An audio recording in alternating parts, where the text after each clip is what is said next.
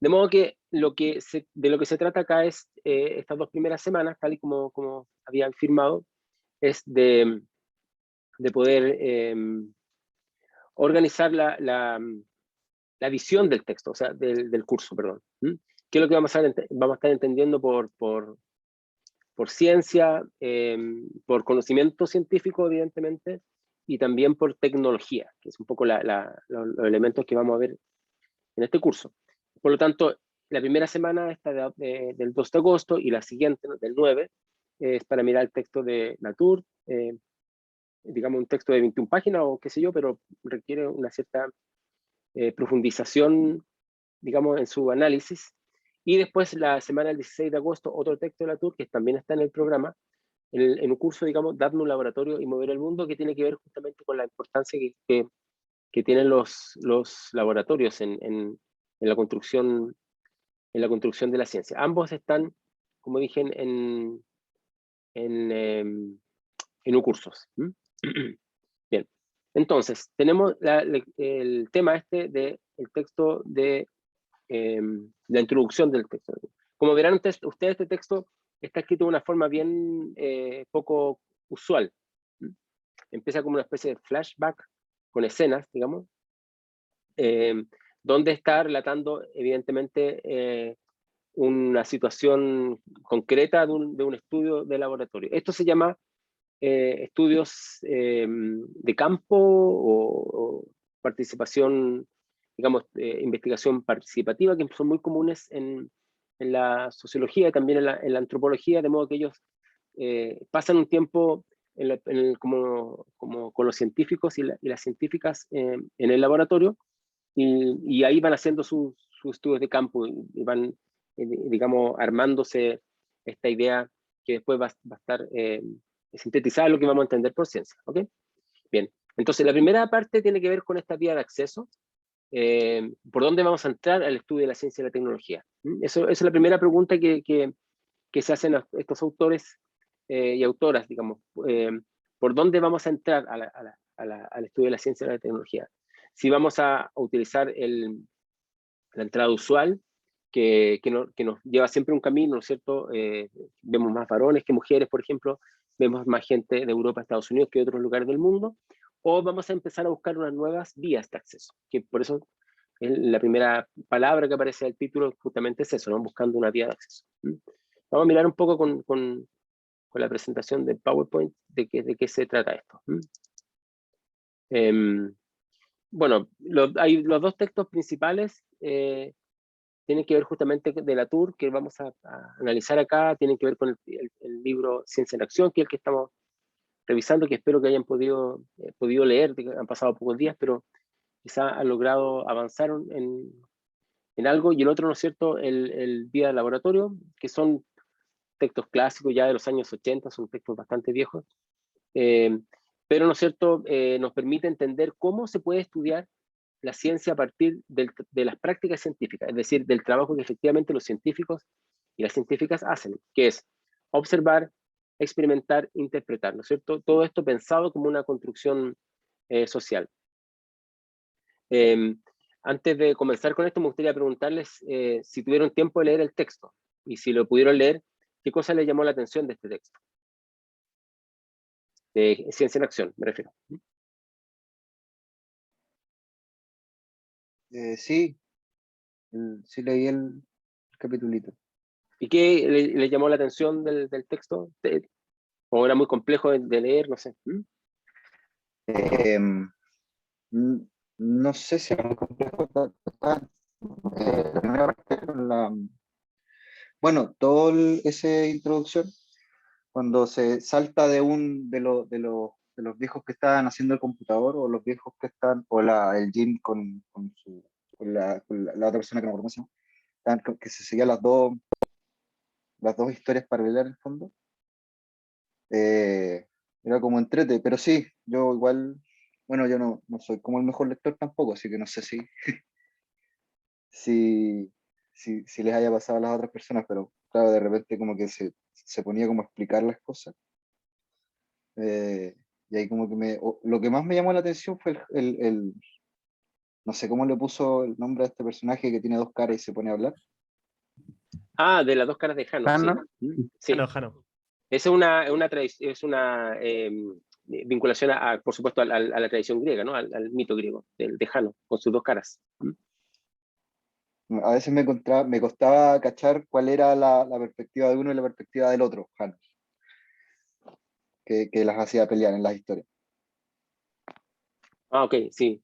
Sí, hay muchas, bueno, ya la idea de Pandora hay muchas, digamos, vinculaciones con el mundo griego, si ustedes lo miran, ¿no? Pandora, Jano, etcétera. Y son recursos retóricos y recursos literarios también, pero también son visiones, diría, un poco filosóficas para entender, ¿no es cierto?, la construcción del conocimiento. Entonces, como retrotraerse a este.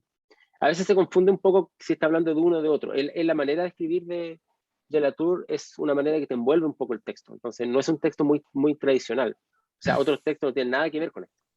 Claro, igual combinaba como muchos personajes a veces, y eso es como era una de las cosas que me costaba a mí, como por ejemplo que me devolvía a ver quién era, porque como situaba Sí, tres contextos distintos, era como difícil saber de quién estaba hablando. Entonces como que a veces metía personajes que uno no sabía como quién era, pero a medida que iba como explicando más sobre el tema, igual uno iba entendiendo mejor. sí. Lo otro es que a veces los nombraba, por ejemplo, hablaba un personaje, decía el nombre completo y a veces se refería con el nombre de la persona y después con el apellido. Entonces decía, oye, ¿metió otro personaje nuevo o el mismo que estaba hablando delante? Era muy... Claro. A mí me confundió muchísimo eso la primera vez que lo intenté leer y la segunda ya como que le agarré el ritmo. Mm. Ah, ok, sí, eso no me había dado cuenta que hacía eso con los nombres. No recordaba. Este texto lo he leído tantas veces que ya un poco me lo he memorizado.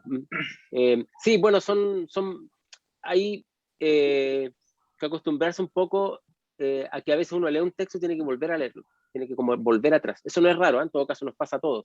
No solamente les pasa a aquellas personas qué sé yo, que tengan menos, digamos, han pasado menos tiempo leyendo que otras, no creo que sea un problema. Y todos nos pasa en algún momento que estamos leyendo un texto y tenemos que como volver para ver de qué estaba hablando. Normalmente no debiera ser un texto así, debiera, digamos, ser más claro, pero puede ocurrir porque también los autores y las autoras están buscando formas poco originales también, o más que originales, personales también para abordar un problema. Ahí en el chat están hablando de que es el texto, bueno, Ciencia en Acción, ¿no? Y está en la página, no sé si también puesta en las páginas, yo tengo el texto en inglés y está el texto en castellano, a veces me confundo con el número de páginas, pero Scarlett dice que Latour es bastante científico para explicar algunas partes, pero muestra cómo es la ciencia cuando se están descubriendo cosas nuevas y todas las trabas que se ponen, ¿no?, al conocimiento científico. Bueno, de hecho, él era antropólogo, pero también tiene formación de científico. Muchos de las personas que han trabajado los estudios de la ciencia, algunos vienen también de haber primero estudiado ciencia, y de ahí pasan a la psicología, a la sociología, perdón. Así que no es tan raro. Eh, bueno, ahí están dando algunas indicaciones a los compañeros y compañeras del número de páginas.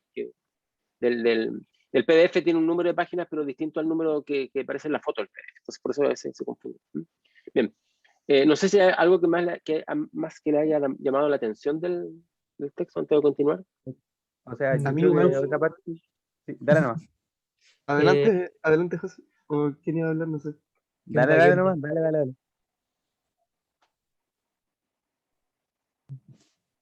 Se quedaron los dos Bueno, callados. ya yo voy primero entonces. Muy bien, Javiera. Profe, a mí lo que yo no alcancé a leer todo el texto para hoy día, pensé que era para el martes, de hecho, pero lo leí como hasta la mitad. Y el concepto que más me costó entender fue como la caja oscura, porque habla varias veces como de una caja en un tiempo específico, con un contexto, de que a veces se puede abrir, no se puede abrir, en especial al principio. Eso fue lo que me costó como seguirle el hilo, como a qué se refería y por qué hablaba de la misma caja, pero en otras partes, como que esa parte no, me costó un poco cacharla. Sí, es el black box, entonces caja negra, ¿no? También, ¿no? Puede ser en castellano. Creo que la traducen como caja negra, o caja oscura, no sé. ¿Quién tuvo alguna idea de cuando habla de la caja oscura o caja negra, a qué se refiere? Yo le quería preguntar de eso igual, profe. O sea, lo Ok. que me llamó la atención del texto era de que, o lo que yo entendí como las cajas oscuras, era de que el conocimiento, o sea, supongamos de los computadores, el tipo Whittaker lo ocupaba nomás, po. Como que no le importaba todo el proceso que hubo para desarrollar el computador. A eso voy, o sea, eso entendí yo como la caja negra, de que nadie ve adentro uno ve el producto terminado, pero no todo el proceso que pasó. Sí, justamente Claro. esa es la definición de caja negra o caja oscura. Dice, Scully dice, es encontrar cosas nuevas en algo que se ve por encima y no conoces todas sus funciones. Efectivamente, de alguna manera es un concepto que viene de la informática y lo menciona Latour, y es justamente ocupado cuando tú no sabes exactamente en qué consiste el proceso, pero sabes el resultado y no te interesa realmente lo que pasa entre medio. Y eso es un concepto, una metáfora, incluso podríamos decirlo, que utiliza Latour para conceptualizar el conocimiento científico, yo diría el conocimiento experto también, y de experta. Nosotros no sabemos lo que ocurre al interior de los laboratorios. Uno ve el resultado. Por ejemplo, la vacuna. O sea, nosotros no sabemos qué es lo que ocurrió para que hayan desarrollado lo que ya conocemos ahora, la vacuna para enfrentar el tema del coronavirus.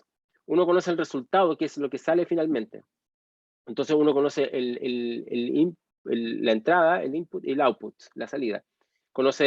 Sabe, ¿no es cierto?, que hay un laboratorio, sabe que lo hacen en determinados países, sabe que algunos son con RN mensajero, ¿no es cierto? Sabe que algunas vacunas son con el virus inactivo, que es la más característica que la mayoría, ¿no es cierto? Sabe que algunas se aprobaron con un virus inactivo de mono, por ejemplo, como la AstraZeneca. Sabe que algunos virus inactivos vienen de otros virus, digamos, del propio virus del coronavirus, digamos, pero no sabe qué es lo que ocurrió entre medio. Y lo que ocurrió entre medio es justamente en las prácticas científicas, y por eso es una caja negra, porque los científicos, porque son especializados o porque, ¿no es cierto?, no quieren mostrar lo que efectivamente ocurre ahí, ¿no es cierto?, dejan ese espacio en un espacio un poco, digamos, oscuro, que es lo que dice Latour. No porque los científicos quieran oscurecer el trabajo que hacen, sino que porque la misma forma de hacer ciencia termina, digamos, oscureciéndose ese lugar. Algo que ocurre entre medio y nosotros sabemos y vemos solamente el resultado. Y lo que ocurre entre medio es lo que es la relación de la ciencia con la sociedad. Y por eso que son estudios de ciencia, tecnología y sociedad. Para que las vacunas se hubiesen desarrollado, hubo que, por ejemplo, que los gobiernos estuvieron detrás del desarrollo de las vacunas. Por ejemplo, en el caso de muchos países fue así. El de Rusia lo conocemos un poco más, o sea, sabemos que hubo, no conocemos mucho, sabemos que el gobierno miraba, ¿no es cierto?, el desarrollo de las vacunas como un indicador del desarrollo tecnológico de Rusia, en un país, ¿no es cierto?, que se ve mermado frente al desarrollo tecnológico de los países asiáticos, de Estados Unidos o de Europa occidental. Y por eso, ¿no es cierto?, después le pone el Sputnik, el nombre, digamos, a la vacuna, como al mismo nombre que tuvo el primer satélite que envió Rusia digamos, durante el periodo de la posguerra, en el marco del enfrentamiento con los Estados Unidos, digamos, de la Guerra Fría. Entonces ahí podemos ver como algo que tiene que ver con la relación del gobierno con una vacuna que es una suerte de emblema para lo que va a ser el país. Pero ¿qué es lo que ocurrió entre medio? ¿Cuánta gente fue inoculada? ¿Cómo funcionó? Eso no lo podemos saber, no solamente porque es Rusia, sino que porque los laboratorios guardan esa información. Y entonces eso es lo que Latour llama caja negra o black box. Y también, ¿no es cierto?, que el hecho de que cuando tú abres esa caja, se queda al descubierto efectivamente cuáles son las relaciones con el poder político, con el poder económico que tiene la ciencia. Que no es una actividad anodina, digamos, tiene consecuencias, y tampoco es una actividad que esté separada de lo que ocurre en la política, de lo que ocurre en la economía. ¿Es la vacuna también un instrumento de influencia política? Por ejemplo, ¿creen ustedes que ha sido así la vacuna del coronavirus? Sí, yo por mi lado creo que sí. Por ejemplo, con el rol que tomó Estados Unidos, bueno, que tiene que ver casi con un contexto más geopolítico de la pelea entre China y Estados Unidos que se está haciendo ahora. Por ejemplo, el rol que debiese haber tomado Estados Unidos por ser como el, el más fuerte, digamos, no tomó ese rol como salvador después de que nació salió el virus del coronavirus. Y inmediatamente China tomó ese rol, que es empezar a hacer las vacunas y empezar a regalar vacunas para todos lados, que regalar entre comillas, porque ese regalo viene involucrado en una cuestión política entre medio, así como, oye, yo te doy esto, pero cuando te pida así que me apoyé en algún momento, ahí va a salir o sea, como la diferencia económica o sea, perdón, política que se puede marcar con las vacunas, por ejemplo. Y además que tiene un, eh, una mejora económica para los países que hacen las vacunas es tremenda, pues sí, han vendido muchísimas. Entonces, como política, como económica, ha influido muchísimo. Tiene una influencia. Ustedes están hablando de Estados Unidos con China, como Bastián también pone ahí, ¿no es cierto? No sé, no entendí si hay un chiste o algo especial que no caché. Estados Unidos, Hollywood, Strong, Estados Unidos, la vida real, Chimps. Ahí mi inglés no me da para captar la diferencia, lo que es Chimps. ¿Qué es lo que sería Chimps? Es un Chimp. meme de un perrito. Ah, ya. El meme del perrito grande, el perrito chico. Sí. Ah, sí, lo conozco ya. Ustedes saben con los memes, también un tema bueno, ¿qué redes sociales uno sigue, digamos, para poder captar cuáles son los memes? Bueno, entonces, la vacuna, bueno, está bueno, gracias por Chimps, el meme del perrito, con ansiedad, ok. La vacuna efectivamente usada como un instrumento político, claro, está súper claro esto cómo ha ido funcionando el caso de China, también de Rusia. Y también lo que ha pasado con la vacuna respecto de Inglaterra. Eso ha sido bien interesante como ellos iban avanzando en el desarrollo de la vacuna y finalmente llegaron más tarde en relación a Pfizer y BioNTech, etcétera, ¿no? Entonces, bueno, el tema que la caja negra, ¿no es cierto? Vamos a mirarlo acá porque la caja negra es un momento en el cual hay un desarrollo de una práctica científica que nosotros no podemos ver. Y la única manera de ver esa caja negra, de abrirla, según estos estudios, es cuando hay una controversia científica, cuando hay un conflicto entre científicos, entre grupos de ciencia, digamos, y ahí uno puede ver qué es lo que está ocurriendo. Vamos a mirar acá un poco esta perspectiva.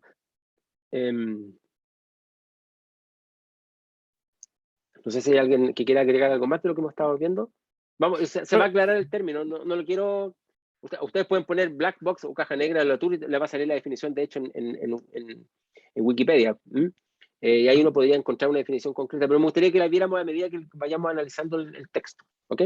Profe, yo tengo una duda. Sí. ¿A qué se refiere cuando uno quiere abrir la caja negra? Porque a mí lo que se me dio a entender en el texto es que el querer abrir la caja negra tiene que ver con que uno tiene de partida un interés y cuando tiene como una expertise en el tema.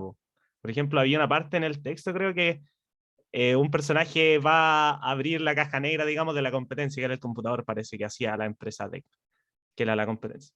Y que ahí, porque él tenía interés, se daba cuenta de todos los errores y todo lo que conllevaba, o sea, que todo lo que tuvieron que vivir ellos se veía reflejado en la máquina. Pero después decía de que cuando una persona en el fondo quiere, no sé, pues sacar una bebida nomás de una caja de hojalata, le importa nomás que salga la bebida, no le importa lo que sale de dentro. Como que eso, no sé, como que ¿cuál es lo que diferencia a alguien que quiere o no abrir la caja negra? No sé, como esa es mi duda. Sí, esto en realidad esto no es tan esquemático como aparecía cuando aparece un poco cuando yo lo estoy mencionando. Bueno, la curiosidad puso Ivo. Ahí, yo creo que un elemento claro, ¿no es cierto?, es que uno quiere estudiar la ciencia más allá del resultado que nos muestra la ciencia.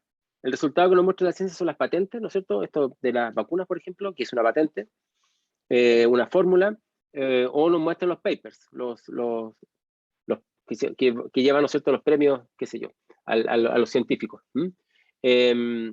Cuando uno quiere mirar esto más allá de esos resultados, digamos, del producto, es porque tiene una curiosidad para saber cómo se relaciona la ciencia con la sociedad y cómo esa relación de la ciencia con la sociedad puede, ¿no es cierto?, ser bastante negativa para la sociedad, o puede ser positiva, o puede tener elementos, ¿no es cierto?, que hagan que el conocimiento quede anclado, ¿no es cierto?, para ciertos grupos o para ciertos temas de investigación. ¿Mm? Por ejemplo, es evidente, antes de pasar lo que hizo Scarlett, es evidente que el desarrollo de la física de partículas, qué sé yo, ¿no es cierto?, la mecánica cuántica, tuvo un desarrollo extraordinario en pos de la producción de la bomba atómica. O sea, el momento de producir la bomba atómica, para ganar la guerra, ¿no es cierto?, para ser un país con mayor poder bélico, hizo, ¿no es cierto?, que se concentraran muchos recursos y muchos científicos y científicas también, ¿no es cierto?, para el desarrollo de una bomba. Eso, por supuesto, no es algo que enorgullezca a los científicos, porque supuestamente la ciencia es algo que hace y que permite que la sociedad sea mejor. Y eso es algo que es todo lo contrario. Pero también en algún momento los científicos se ponen, ¿no es cierto?, en campaña y son capaces de desarrollar en menos de un año, ¿no es cierto?, una vacuna contra un virus totalmente desconocido, como lo que pasó, ¿no es cierto?, con el coronavirus. Ya sabemos que la vacuna que estamos utilizando, que espero que ustedes estén todos vacunados y vacunadas, es, ¿no es cierto?, es la fase 3 de la vacunación. Es una vacuna de emergencia. Pero aún así, ¿no es cierto?, hemos visto cómo ha ido teniendo un impacto respecto del enfrentamiento con el virus. Eso también movilizó un conjunto de recursos y ya antes se pasaban 8 años, ¿no es cierto?, para que finalmente una vacuna fuera, digamos, aceptada, y ahora pasó mucho menos tiempo, no porque tuviera menos estándares científicos, sino que porque la misma burocracia y los digamos, y sobre todo lo que es el financiamiento fue totalmente distinto. Una de las cosas que hace que las vacunas se demoren tanto en terminar siendo, ¿no es cierto?, incorporadas, es la burocracia de las instituciones para estudiarle, para hacer, digamos, la aprobación y también el financiamiento. Entonces, a veces tienen para la fase 1 financiamiento, pero no para la fase 2, por ejemplo. Y a veces llegan a la fase 1, a la fase 2 y no tienen cómo financiarse la fase 3 de una vacunación, perdón, del desarrollo de una vacuna. Entonces, la curiosidad es justamente ver cómo funciona la ciencia en las prácticas, no como los científicos nos cuentan a través de sus resultados. Scarlett pone, yo entendí que para entender algo debes tener cierto conocimiento para que todas las cosas extrañas tengan sentido. Los que estudian la ciencia, aquí hay un problema, porque Latour ha dicho un par de veces, ¿no es cierto?, que la ciencia es muy importante para dejársela a los científicos. Que es una broma, pero en el fondo es cierto. Los científicos tienen sus propias formas de relacionarse, forman una comunidad, es una comunidad que se mira a sí misma, como todas las comunidades, por supuesto. Y si solamente los científicos hicieran estudios de ciencia, así, y su relación con la sociedad, se va a circunscribir siempre a ese grupo.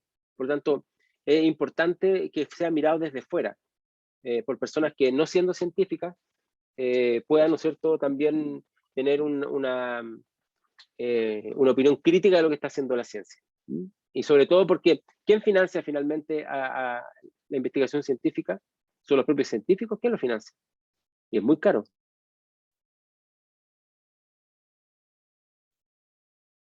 ¿Dónde viene la mayor cantidad de financiamiento? ¿Quién financió las vacunas, por ejemplo, contra el coronavirus? Si es que lo saben. Países sí. No, pero es el sector privado, es el Estado. Las mismas farmacéuticas, ¿no? Claro, pero las farmacéuticas no tienen Que dinero. son privadas. Claro, y ese dinero viene de inversionistas. De inversionistas que va a poner 10 para sacar 15 o 20, digamos. Nadie pone dinero para poder después, ¿no es cierto?, tener pérdidas. Elon Musk también financió. Oye, no lo puedo creer porque ya como No que sé, no me toman, acuerdo. me lo toman en todas partes. No, pero Creo que ese sí, detalle. pero no sé. Puede haber dado plata, pero, o también, qué sé yo, Bill Gates. Pero en general, hay dos formas de financiar la ciencia. Una forma, ¿no es cierto?, es el Estado que pone dinero, y así gran parte del conocimiento científico en Chile se financia, ¿no es cierto?, principalmente por aporte estatal, los proyectos fondos de ciencia y tecnología, etcétera, y otros proyectos más. Y lo otro viene por los inversionistas, por los privados. Pero los privados van a hacer una inversión para poder retribuirse, ¿no es cierto?, una ganancia. No por motivos de, digamos, simplemente de investigación científica. Y las vacunas es un negocio extraordinario, ¿no es cierto? Y se ha demostrado porque digamos, son parte del negocio de las farmacéuticas, por supuesto, ¿no? Que uno cuando se ve enfrentado a una enfermedad no puede optar. No es como, no sé, como tomarse una bebida de fantasía. Uno puede vivir sin tomarse una bebida de fantasía y tomar agua del grifo, da lo mismo, de la llave. Pero una enfermedad uno tiene que combatirla con los remedios, con las vacunas, etc.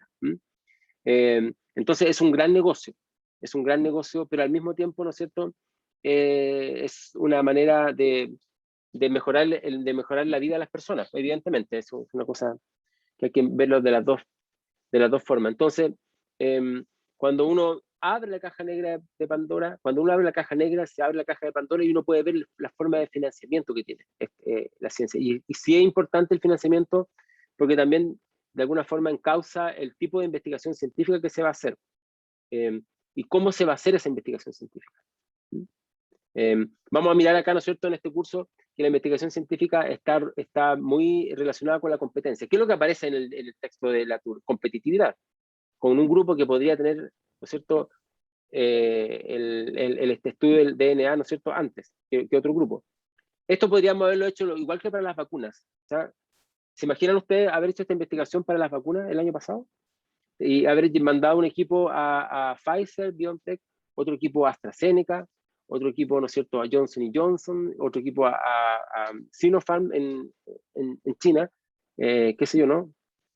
Y podríamos haber visto exactamente lo mismo, el financiamiento, el desarrollo de los instrumentos, y digamos, y estas dos caras de Jano que vamos a ver ahora.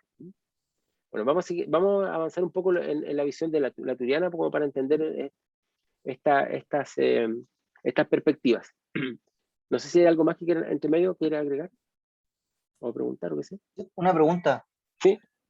No, al final no terminé cachando. Ninguna de las dos del DNA era correcta al final. O ninguna de las dos estaba se probó. Solo una calzó más que la otra. Sí, bueno, efectivamente, este grupo que es el que está estudiando, que aparece en este texto, que finalmente gana el premio Nobel, digamos. Esos son los que son considerados no los descubridores, pero lo que sí mostraron la estructura del DNA, digamos, cómo funcionaba. Y han sido fundamentales para todo lo que ocurrió después. No olvidemos que el desarrollo de las vacunas, incluso ahora que hemos estado viendo con la vacuna Pfizer, en especial los que trabajan con el ARN mensajero, está basado en estos estudios, digamos. Esto es como la base de todo lo que estamos haciendo ahora, prácticamente, de todos los estudios con el genoma, de todo lo que se está haciendo, ¿no es cierto?, con, qué sé yo, con CRISPR y otras cosas, ¿no?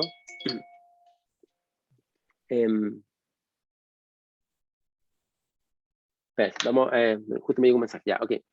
Se me olvidó apagar el teléfono.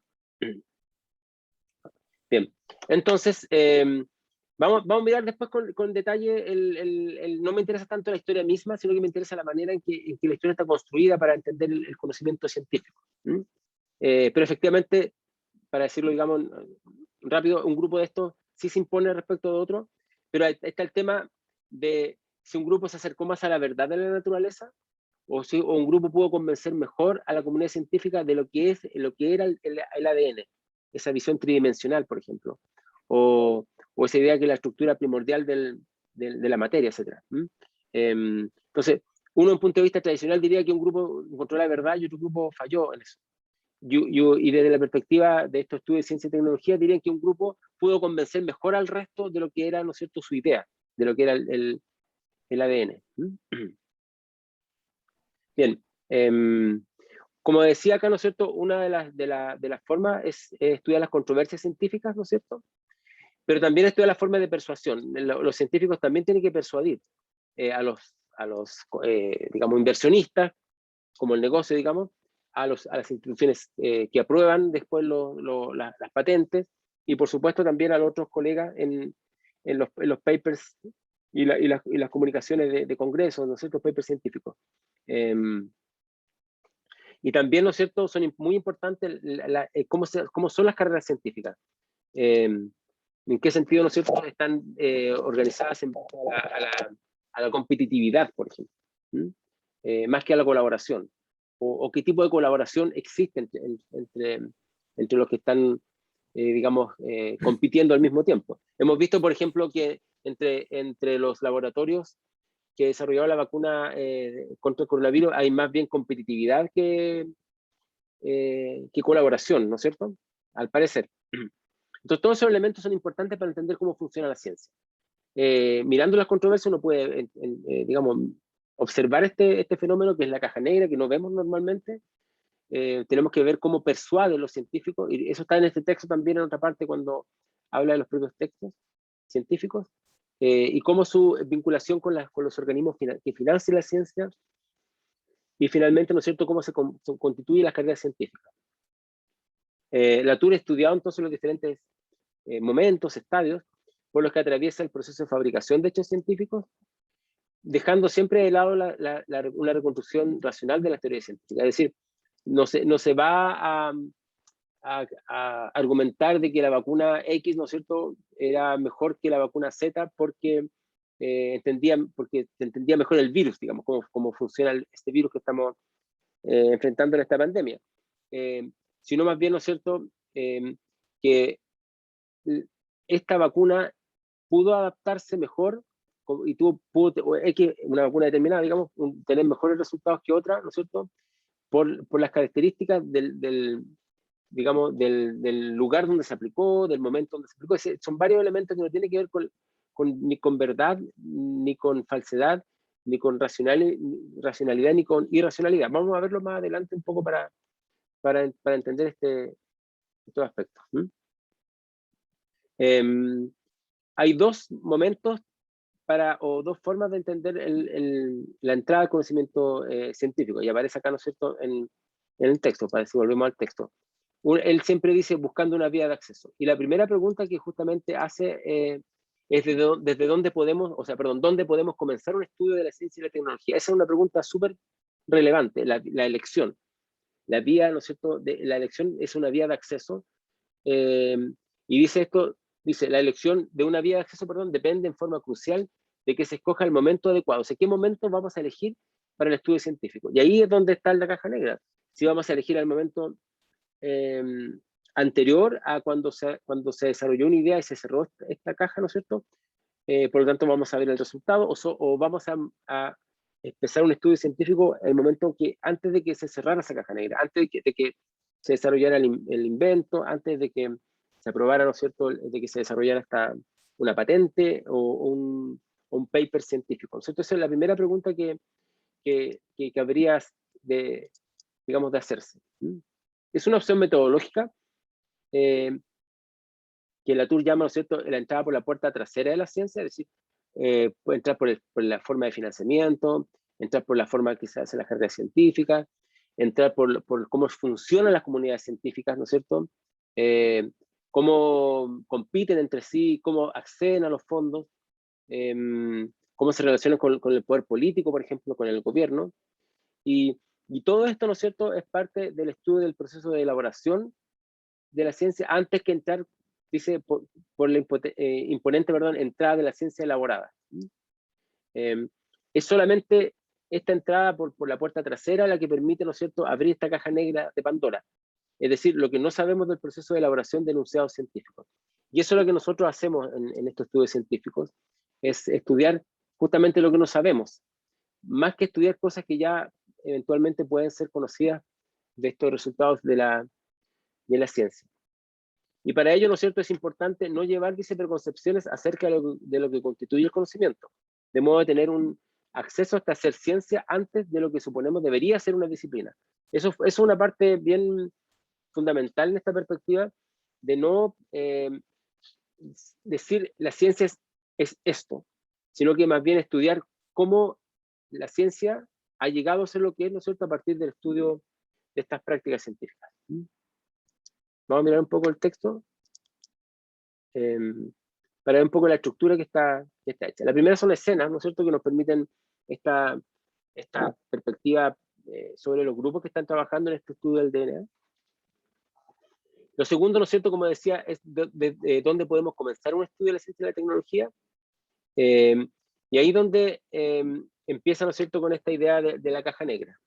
Dice, los cibernéticos usan la expresión caja negra cuando una parte de un artefacto o un conjunto de órdenes es demasiado complejo, y en su lugar dibujan una cajita, dice, acerca de la cual no necesitan conocer nada más que los inputs y los outputs, las entradas y las salidas. Eso es un poco el fenómeno que se va a ver acá. Si uno mira, y ahí están las dos caras de Jano, ¿no? Que aparecen acá. Si uno mira la ciencia elaborada, que es una de las caras de Jano, uno va a ver, ¿no es cierto? No va a poder ver acá más que certidumbre, no va a encontrar que una suerte de visión, una suerte de falacia retrospectiva, que efectivamente se hizo lo que se tenía que hacer para llegar a un resultado, ¿no es cierto? Uno va a ver, ¿no es cierto?, que hay un éxito, digamos, en alcanzar una idea en este caso, del estudio del DNA, pero podría ser también, como hemos visto, ¿no es cierto?, las vacunas.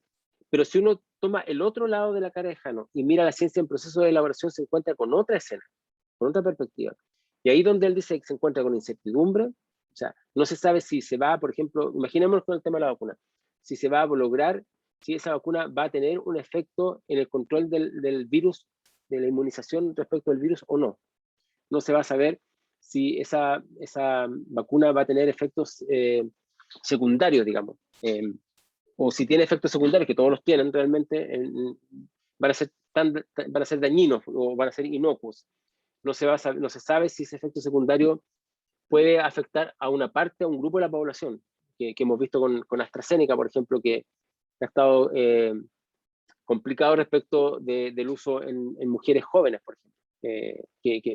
Que algo es raro, porque algo ocurre con el tema de género que también puede influir ahí. O en cierto tipo de personas con ciertas dificultades de salud. Alexander dice que los efectos secundarios se pueden ver al cabo de 10 años, en algún momento, en algún sentido sí.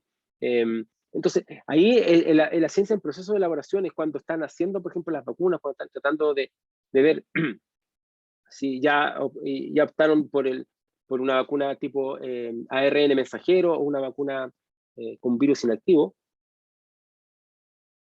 Aparece esta noción de incertidumbre.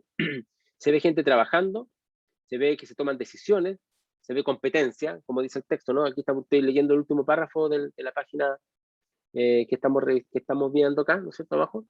Se ve controversias, ¿no es cierto?, cuando se realiza un flashback, dice, desde unas cajas negras concretas, frías y no problemáticas, a su pasado reciente, cuando se mira hacia atrás, ya, antes de la caja negra. Dice, si se toman dos fotografías, una de las cajas negras y otra de las controversias abiertas, son completamente diferentes. Son tan distintas como los dos lados, uno vital, el otro severo, de un Jano de dos caras, no sé, el Jano bifronte. ¿Sí? Ciencia en proceso de elaboración, perdón, en el derecho, ¿no es cierto?, en el lado derecho, ciencia acabada o ciencia elaborada en el otro. Así el Jano bifronte, el primer personaje que se nos presenta al comienzo de nuestro viaje. ¿Sí? Y ahí entonces está ciencia elaborada, que es una cara de Jano, y ciencia en proceso de elaboración, que es la otra cara de Jano. Después ya, como no quiero meterme en el propio, en la propia, digamos, historia que se está contando acá, igual es interesante, pero solamente quería yo que ustedes pudieran meterse en esta perspectiva de cómo, de que nos está dado, digamos, de antemano cómo se estudia la ciencia. Pero para eso, ¿no es cierto?, también es muy importante que para poder mirar la ciencia en proceso de elaboración, que ustedes no tengan una idea preconcebida de lo que están haciendo los científicos. De hecho, cuando uno mira lo que los científicos, digamos, cuantitativamente hacen en un laboratorio, más que probar con artefactos, sustancias o qué, lo que más hacen es leer. Eso es lo que se ha estudiado del estudio de campo de los laboratorios. ¿Y qué es lo que están leyendo? Por supuesto, no los memes, ¿no? O algo así. ¿Qué leerán?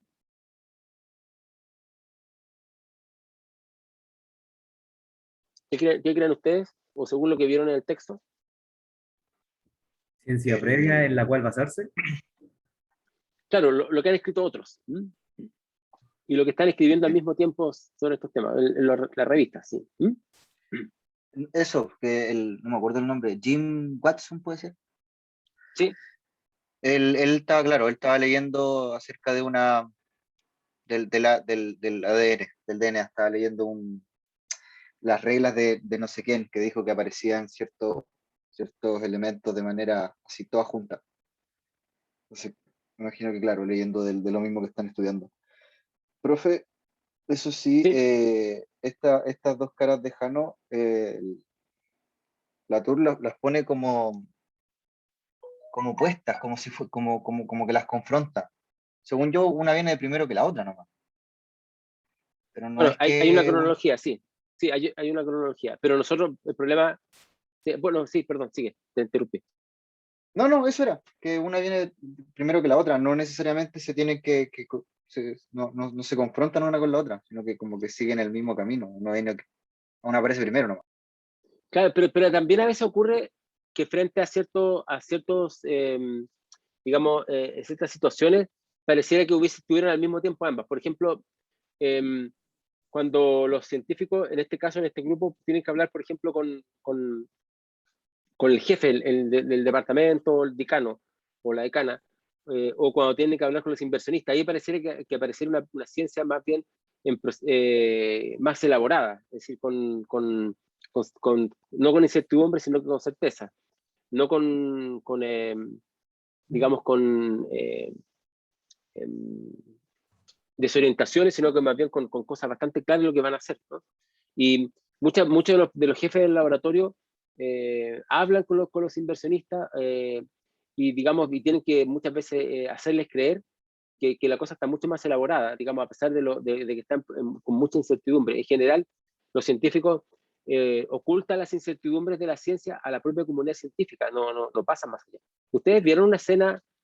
Yo he visto durante muchos años la serie de Big Bang Theory, que ustedes me imagino que quizás ya la han visto, ¿o no?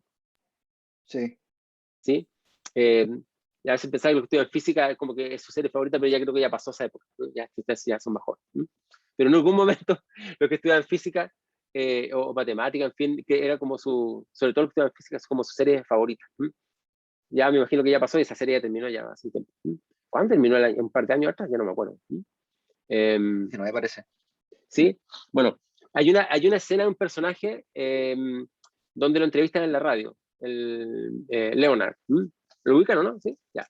Leonard lo entrevistan en la radio y le preguntan cómo va su investigación. Y era en una política que tenía el decano de dar a conocer a la opinión pública, ¿no es cierto?, lo bien que hacen los trabajos que están haciendo los científicos, por qué sé yo, en la universidad. No sé si recuerdan esa escena, si le vieron, no sé. Y Leonard le preguntan, bueno, ¿cómo va su investigación? Él dice, bueno, en realidad no sabemos lo que está... Dice algo así, en realidad no sabemos bien para dónde vamos, estábamos pensando ir para allá, pero en realidad nos equivocamos y en realidad no tenemos idea de lo que estamos haciendo, o algo así, ¿no? Y recuerdan cuál fue la reacción del decano y de toda la comunidad, incluso la gente que financiaba, digamos, esos proyectos de investigación. Le hicieron pedir disculpas a Leonard. Claro, porque no puede, claro, Leonard tuvo que pedir disculpas. ¿Se imaginan un científico que lo entrevistan respecto de la vacuna, que es muy sensible, digamos, porque todos estamos recibiendo, ¿no es cierto?, ese resultado, y digan, mira, en realidad no sabemos bien qué pasa con esta vacuna, quizás le haga mal, tenga un efecto secundario terrible que pueda matar a las personas, tal vez la inmunidad no dure, digamos, ni un mes, y vamos a tener que ponernos cada 2 meses una dosis nueva. Eso es, claro, efectivamente esa incertidumbre está en los científicos, porque evidentemente hemos estado en este momento siendo toda una fase 3 de experimentación prácticamente mundial de la vacuna contra el coronavirus. Hemos pasado a la parte de la seguridad, por eso la podemos ocupar. Sabemos que los efectos secundarios no son la muerte de las personas, digamos. La táctica, dice Rodolfo, es siempre tirar tirar el tejo pasado. Yo una vez estuve tratando de explicar a un colega extranjero durante un día completo qué significaba tirar el tejo pasado. Me gusta ese término. Para generar confianza y atraer a los inversionistas. Claro, tal como aparece un poco en esta serie que yo les contaba de Big Bang Theory con Leonard. Leonard, no me acuerdo cómo se llama el personaje. Y es un poco las dos caras de Jano. La ciencia siempre está en continuo y el conocimiento en continuo movimiento. O sea, nunca el conocimiento termina de construirse, sino que al revés, siempre el conocimiento está en proceso de elaboración.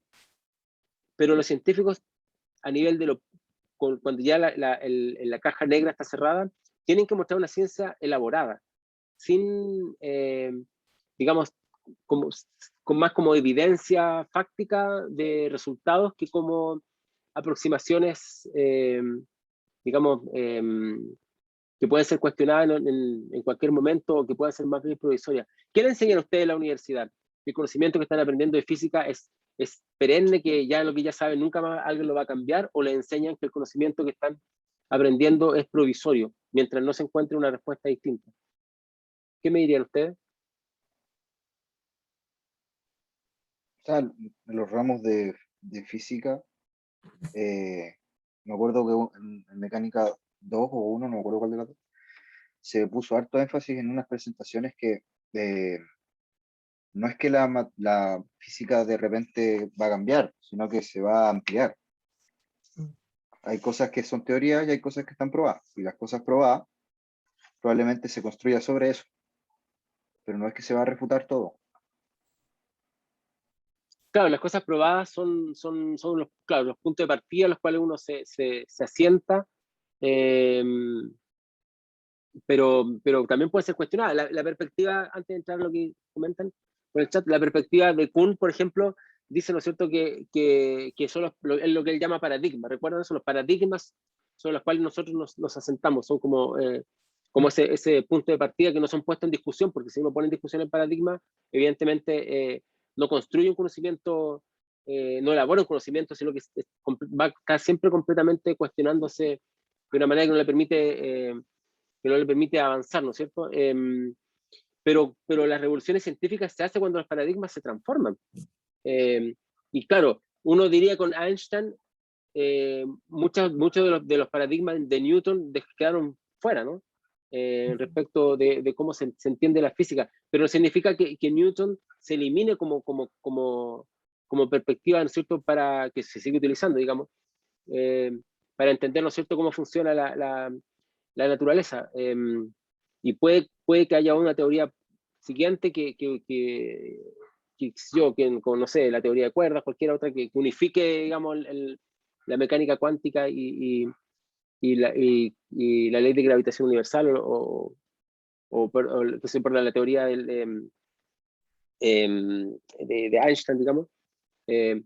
Y de algún modo se puede encontrar un paradigma distinto que deje a Einstein y a Newton, ¿no es cierto?, un poco como miramos nosotros a otros personajes más de la antigüedad, digamos, ¿no? Entonces, eso es interesante porque Rodolfo dice que la única certeza es el cambio, o sea, que va a cambiar en algún momento, pero tenemos que tener de forma transitoria y provisoria, ¿no es cierto?, ese tipo de conocimientos como un punto de partida, como un axioma, una cosa así, ¿no?, sobre el cual vamos construyendo este edificio de la ciencia. El tema, ¿no es cierto?, es que la ciencia, cuando se muestra a nivel de lo público, no se puede mostrar de esa forma.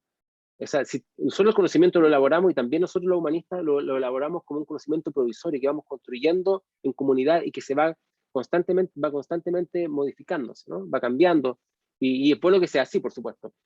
Pero tal como dice Bastián, dice, bajo este mismo problema del sesgo de la información, dice, podemos también analizar el lenguaje empleado por divulgadores científicos. Los divulgadores científicos nos muestran una cara completamente elaborada de Jano, sería la cara izquierda acá, no nos muestra un proceso de elaboración. Nos muestra siempre los resultados, y la mayor parte de la gente que no estudia ciencia, que es un porcentaje mayoritario de la población, como ustedes sabrán, se queda con esa visión de una ciencia elaborada y no mira esta parte del proceso de elaboración. Y eso es lo que Latour y estos autores dicen, ¿no? Tenemos que mirar esta ciencia en proceso de elaboración, porque eso es lo que conecta la ciencia con la sociedad. Y también permite entender que la ciencia es una construcción que no requiere de solo genio, digamos, de personas extraordinariamente superdotadas intelectualmente, sino que requiere de personas inteligentes, por supuesto, que trabajen,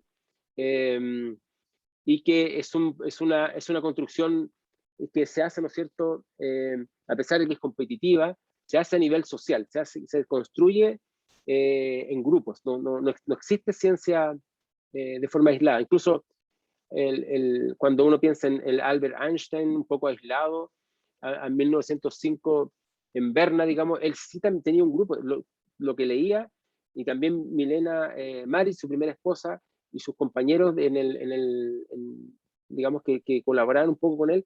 Milena Maris, su primera esposa, iba a la biblioteca, le llevaba toda la información que después, ¿no es cierto?, él ocupaba para la elaboración de su teoría. Vamos a mirar un poco la historia de ella cuando veamos el tema de género. De modo que Albert Einstein no estaba solo, y tampoco Newton tampoco estaba solo, digamos, cuando desarrollaban sus teorías, digamos. Entonces, la ciencia es un proceso de construcción de conocimiento que requiere muchas personas. Pareciera que fuera individual, pero no es individual por ningún motivo, funciona a través de redes, y tiene siempre esta doble cara. Yo no sé si es totalmente cronológica, por eso no estaría tan de acuerdo con eso, porque tiene un elemento elaborado, que es el axioma, o el punto de partida por el cual nosotros nos vamos a desenvolver, pero siempre está en proceso de elaboración. Lo que muestran los divulgadores científicos es justamente una cara nada más, que la ciencia, como dice ella, elaborada. No sé si están de acuerdo con esta interpretación, que bueno, es mi interpretación. ¿O tienen alguna perspectiva diferente o preguntas sobre esto?